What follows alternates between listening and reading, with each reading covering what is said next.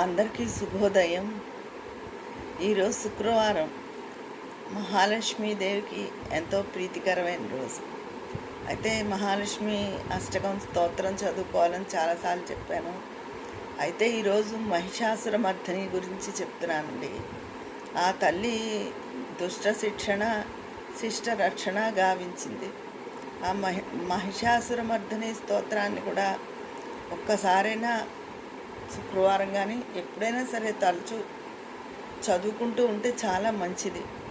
ఎందుకంటే మన చుట్టూ కూడా మనకు తెలియని దుష్టులో మన ఇబ్బంది పెట్టి వాళ్ళ ఉంటారు.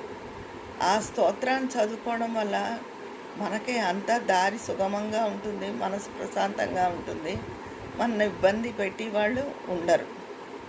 అందుకని మహిషాసురమర్దిని స్తోత్రాన్ని కూడా చదువుకోండి అందరూ తప్పకుండా.